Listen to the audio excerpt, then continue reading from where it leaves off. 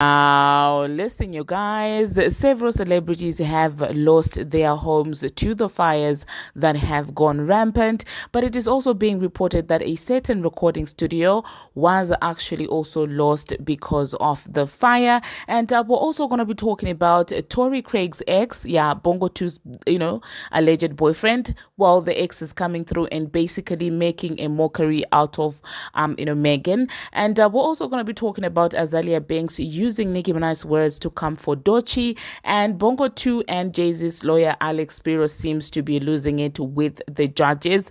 Things are not going according to their plans, allegedly. And LeBron James is out there trying to beg Drake and allegedly reaching out to Drake to sort out their differences. And JT's OK is out there doing its thing. And we're also going to be talking about the Breakfast Club and how insensitive they seemed to be when they spoke on the Jay-Z situation, and people were not having it. Now, these are some of the things that we are going to be talking about in this video. Hello, tea lovers, and welcome to the tea blog. I trust you guys are doing well, and I trust you are doing great. Personally, I am doing great, you guys. I am doing extremely amazing. And without further ado, let us dive straight into today's tea. So first of all, let us talk about the fires, you guys. Of the celebrities that lost their houses, there is also Paris Hilton, who has recently spoken up because allegedly one of her houses was actually lost in the fire. This is what she had to say. She said, "Heartbroken beyond words, sitting with my family, watching the news and seeing our home in Malibu burn to the ground on live TV is something no one should ever have to experience.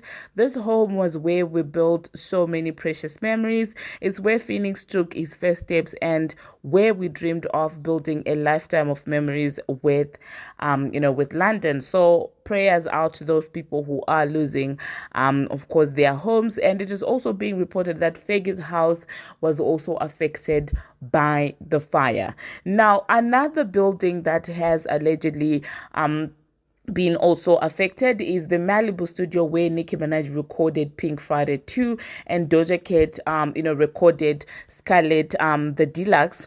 It seems like, well, it is being reported that it is actually being reported that, well, that particular studio has burned down as a result of these fires. It is actually very sad to see all of this happening. Now it seems like, well, the person who is the founder or the owner of the studio decided to speak up on that and say that, well, I am profoundly sad to announce that Harbour Studios has been lost to the fire. Harbour has been a staple in the music community since the 90s.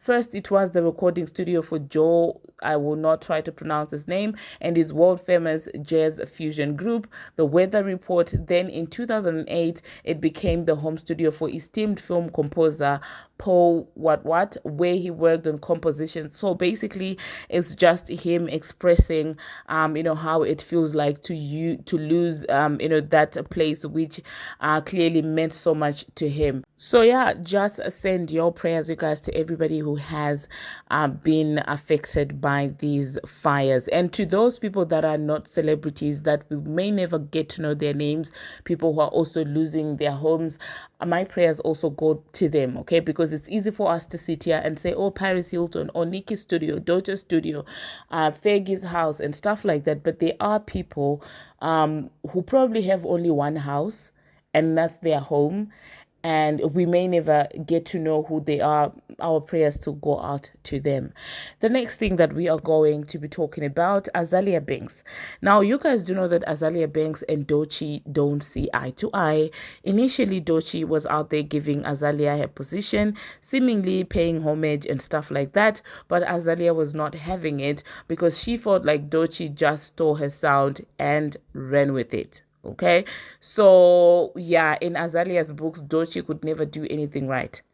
In Azealia's books, oh my goodness, Doechii is the issue. Doechii does not deserve to be in the mainstream. It should be anybody else. It should even be Asian, though it shouldn't be Doechii.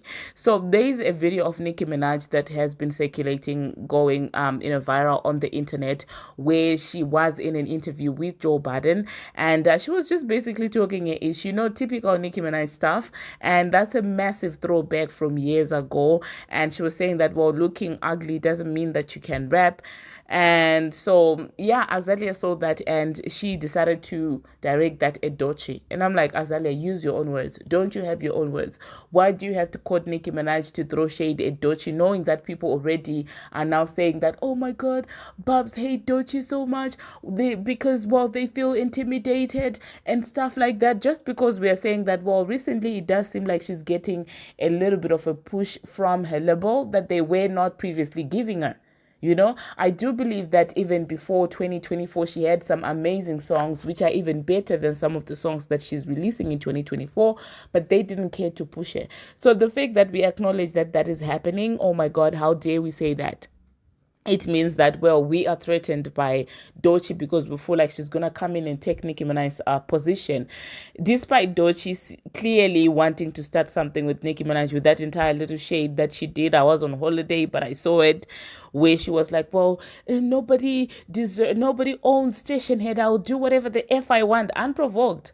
She came out here and was asking for people's opinions, but clearly she had a response already. And out of all the responses, she decided to respond to a tweet that was, linking her to the Barbz and Nicki Minaj. I mean, that was so unprovoked, so unnecessary, so loserish. I don't know if she really wants to be a shea butter type of artist. I really don't like that for her, because I do feel like organically she is a great artist. So if we point that out, oh my God, we're being haters. But we're just saying that she's way too talented for her to be a shea butter artist. She doesn't need the whole sympathy. She doesn't need all the drama. She just needs genuine support. But anyway, so Azealia Banks said, looking ugly and looking like a man doesn't mean you can rap. Doechii, laugh my behind off, quoting a post that was reposting the Nicki Minaj interview. So I'm just like, Azealia, fight your own battles, please. Stop inserting Nicki Minaj in this entire drama, okay? Fight your own battles, look for your own words, look for your own dregs, because before you know it, Shea Butter Twitter is gonna start saying that Nicki Minaj was shading Doechii, when during the time Doechii wasn't even a factor. Okay? If anything, I think this was actually directed to Remy Ma, if I'm not mistaken. But anyway, let me know in the comment section, you guys, what you think about that. Now, the next thing that we are going to be talking about, we're going to talk about Jitavia. I would like to say congratulations to JT, because it seems like a song, okay, is out here doing its thing. It is actually being reported that it has been certified gold. So congratulations to JT for it. She also took to her Instagram to celebrate this achievement. So congratulations to JT. Let's see what 2025 is going to look like for her. Let's see if she's going to be able to maintain the hype and stuff like that. Let's see how everything is actually going to play out. Wish her nothing but a good year. The next thing that we are going to be talking about, we're going to talk about Bongo 2. You guys do know that recently Bongo 2 shared a picture, or the boy actually shared a picture of him and Bongo 2, and that picture has been circulating on the internet, which ended up having this influencer, or I don't know, this woman who came out here saying that Tory Craig was actually in a DM sending her money and wanting to lay down with her. Now, another person who is allegedly Tory Craig's ex is coming through on a podcast and is throwing massive shade. At Bongo 2, acting like she doesn't even know who she is, acting like she doesn't even know how to pronounce Megan. Like, I'm just like, this is not a complicated name. Like, how hard can it be to pronounce a name? Like, this girl actually went out here and said Mag the Stallion, and said Nick the Stallion. Like, and I'm just like, girl, bye. Okay. And with this entire situation, I'm just like, and these girls were like, well, he doesn't normally date people like Bongo too, basically meaning a black woman, because they themselves are YT. So I guess, they were saying that, well, his type is more like, that R word and not Bongo too. Now listen, okay, you all know that Bongo too is not my cup of coffee, but when another entity enters and tries to disrespect Bongo 2 on the basis of a black, I promise I'm not trying to be I'm not trying to do the sympathy or protect black woman thing, but no. Those girls were massively disrespectful for no apparent reason. How dare you say that? Well, that's not his type. He normally dates women like me. And they were literally nodding and like, you're right. I wonder what's his type. Go by. With this situation, I'm like, that entire situation where you're fighting with your sibling, and in that moment you feel like they're the most horrible person to walk earth, but then somebody else comes in and tries to say something negative about their sibling, and you're not having it. Okay, you're allowed to. You feel like you can say that, but when it's someone you feel like is an outsider tries to come for your sibling, you're like, no way. So with this entire situation, I feel like that's how I'm feeling. This is how I'm feeling. Like, how dare you disrespect her like that? How dare you try and be, in my own opinion, is coming off as it being the R word. Okay. So yeah, let me know in the comment section, you guys, what you think about that. I will try and see if I can insert a snippet of those girls saying, oh, dating her. Oh my God, Magan. They called her Magan. Oh my God, I was not having it. I'm not here for that. They called her Mag the Stallion. The Megan, was it the Megan the Stallion? What's her name? Meg the Stallion. Mag the Stallion. Megan. I'm just gonna call her Megan. Who's Megan? Who's Mag? I don't know. Wonder what his type is, because you guys dated that he was talking. Anyway, you guys, moving on to the next thing that we're going to be talking about, still talking about Bongo 2. Yes, I was just supporting her previously, but now let's get real and talk about what's happening with her case with that ex-employee of his. Now, it is actually being reported that, you guys do know that, it was actually reported that Emilio, the person who's suing her for the alleged deeds that, that were done to him during his time being employed with Bongo 2, that person failed to show up on at court on the court date, and people were like, oh my God, it's gonna be thrown out. And it seems like Bongo 2's lawyer Alex Spiro was out here claiming that Emilio pays their attorney fees and their expenses since they showed up and the team didn't show up, and it seems like judges are not having it. Judges are over Alex Spiro, it seems like it, because every other way that he's standing, they are dismissing all of his motions. Even with the Jay-Z situation, you guys, it was also reported that he was also dismissed. And allegedly, there is another person who's suing Jay-Z and who's not being represented by Barbz. Now, this is going to get very interesting. So at this point, it's safe to say that Alex Spiro, Bongo 2, and, that man from Fraudulent Nation's lawyer is out there spiraling, okay? The man is spiraling. The man is not used to not being in control. I guess, allegedly, they're used to going behind the scenes and, pulling some strings and doing all of these things. And according to Barbz, they are even, they are capable of going as far as approaching other people's previous clients just so they can intimidate other lawyers. It seems like judges right now are not feeling him. So the case between Bongo 2 and Emilio is still going forward. It is still going forward. Emilio was not made to pay because allegedly he made attempts to get into contact with court to say, we didn't show up. We were not able to show up because of this and that and that. So I don't know if Tory Lanez's father's prophecy, where he was declaring the downfall of Fraudulent Nation, is actually going to come to pass.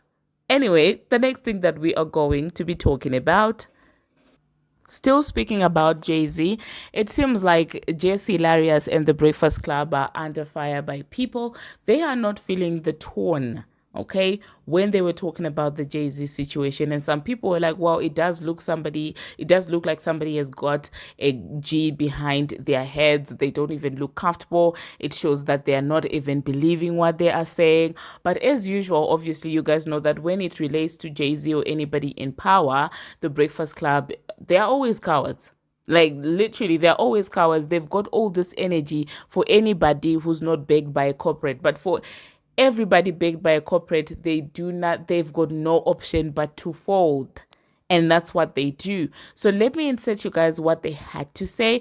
And let me know if you think that, well, they were being very tone deaf and they sounded like they didn't even believe what they were saying. A judge rules that Jay-Z, his accuser, shorty that was accusing him of and her with Diddy when she was 13 after the VMAs in 2000, the judge said that she can keep her identity a secret, which I think is completely bogus. If you're causing all this havoc and you just out accusing me of things, you should be able to show your face. The judge also called out Jay-Z's attorney, saying that he was combative and trying to fast track the case.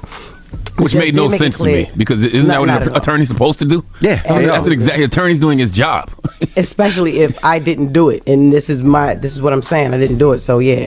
But the judge also made it clear. If you accuse somebody, you should be able to show yourself, right? Because the havoc that she's doing to Jay-Z and everything that he's losing and the stress that he's putting it through, and especially if it's a crime this heinous. Yeah, we should see the person who's doing it. I don't even think you should be allowed to file anonymous. Well, the judge did say that as the case moves forward, that they will revisit this or whatever. And the judge also ruled that Jay-Z is able to file an amendment to dismiss. Get the amendment dismissed. That's what they said.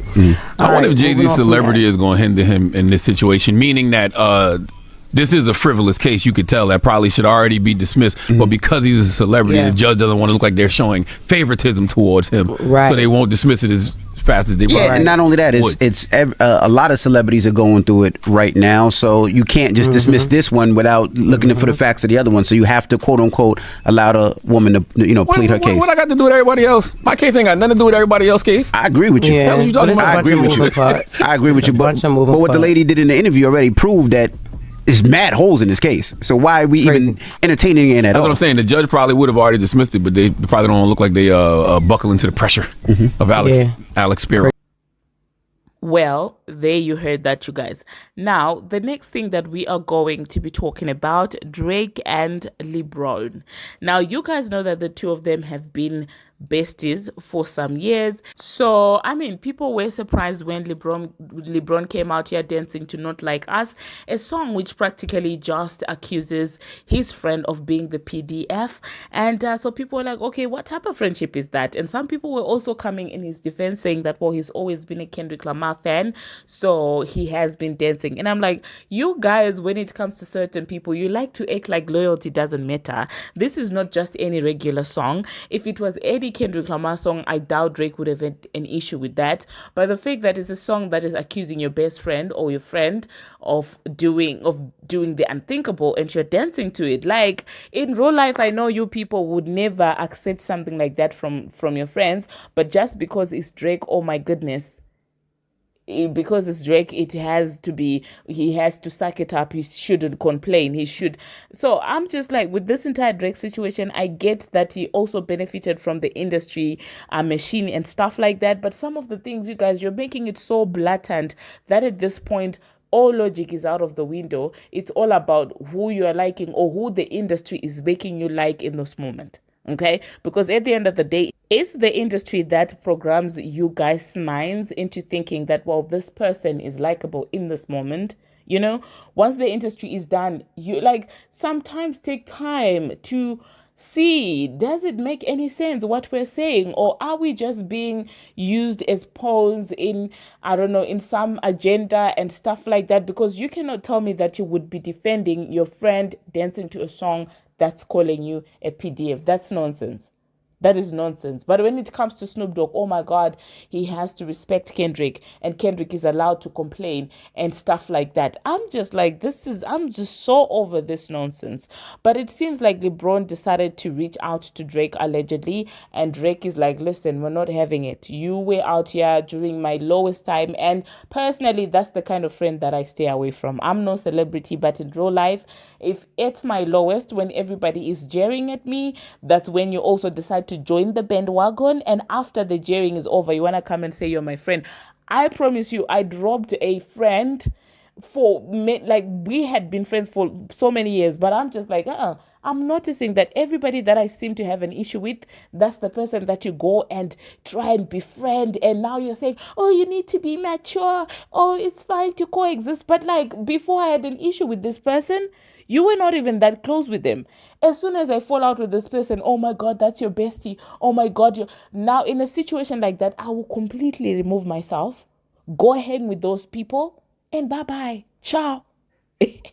And as an introvert, trust me, I won't even feel the absence. Like, I'm just like, bye.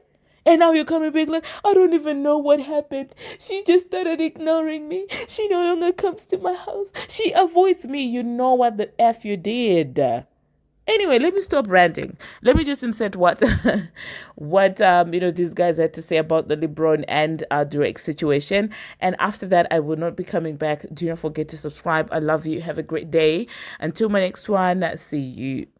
And I thought it was, his way of kind of like, because I'm sure people have been reaching out to him and kind of like, backsliding and, backtracking certain actions and reaching out to him. And I think this is probably his way of letting those people know, like, nah, fam, like that wasn't, like you got to stay over there. You pick the side, stay over there. I think this was a cool way of doing that. Do you think he chose to leak it or had someone purposely leak it based off, because you brought up in the last episode that LeBron at his birthday party requested Man of the Garden and rapped it because Drake unfollowed him. Do you think Drake asked this to be leaked because of LeBron's 40th birthday party? Because this, again, is a pretty direct, which we'll go through the lyrics. It is a direct shot at LeBron through most of this. It's pretty obvious. Yeah, too. Obviously we know that part. I think that it could be some of that. That probably is some of it. I believe that, LeBron has probably reached out, through some avenues or, directly, however he can, to probably have a conversation with Drake. And I think this is probably Drake's way of saying, like, fam, like, like, don't try to hit my line. Like, this is what it is. This is where I'm at. Like, y'all knew what it was when, we was at at Mike Rubin's party. And like, y'all knew the energy was different. I didn't speak to nobody. You know what I mean? Like, so I think this is his way of kind of like just standing down on that. Like, yo, listen, this is what it is. Like, it ain't no beef, but we never gonna be as chummy and as cool as we were. Like, you pick that side, stay over there. I'm indifferent with it because I did see, even like people that I do think are actually objective and just music fans analyzing this, I did see people view this as Drake pretty much calling himself a victim in a rap battle that he very much engaged in and continued for a week straight to have Kendrick Lamar reply again. And now is playing victim. I get that point of view, but I don't really think...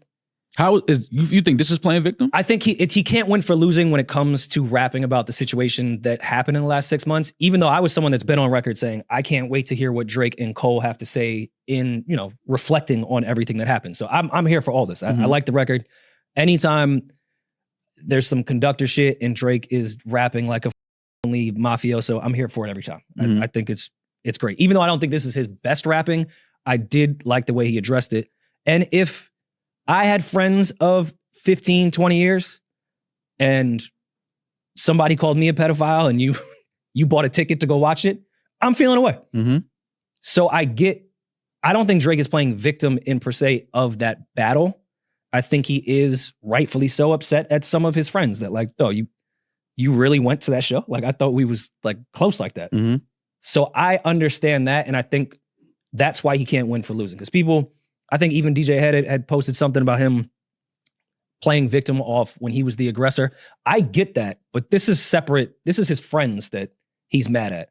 He doesn't really address Kendrick in this whatsoever. This is all direct mainly But at LeBron. The only problem I have with what he was saying, the world fell in love with gimmicks. Even my brothers got tickets.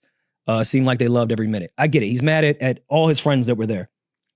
You can't say that the world fell in love with gimmicks when you fully participated in this battle. You even told Kendrick Lamar to call you a pedophile. You went through that entire thing. We didn't fall in love with the gimmicks. You got what you asked for. Mm-hmm.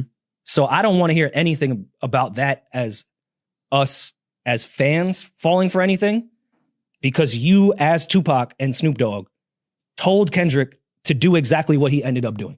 Mm-hmm. Drop. I know you got 10 more. All that shit, nah. I don't want to hear that part. But everything else, yeah, man, I'd say 100% would say that. I mean, I'm just trying to figure out where you saying playing the victim part at. That's how people viewed this entire thing. Like after the battle, now Drake is like, look what they did to me when you actively participated in a rap battle where there are no rules. I looked at it differently. I would be mad at my friends, but I'm not. You can't tell the world that we fell in love with the gimmicks when you said the gimmicks before Kendrick did. But that doesn't you make say, yo, call him a. That doesn't mean I can't say you fell in love with it. Yeah, that doesn't make it any less of a gimmick that you did indeed fall in love with, whether I invited it or not. What? You fell for it. Then rap battles are gimmicks. Nah. Not exactly. Nah. You know why he's saying gimmicks, and especially when you're talking about they not like us. And I don't, just that one, if he would have dragged it on for more than one bar, sure. But that one little line that happens to rhyme with tickets, I'm not. I like the bar. I don't think that gives victim. That's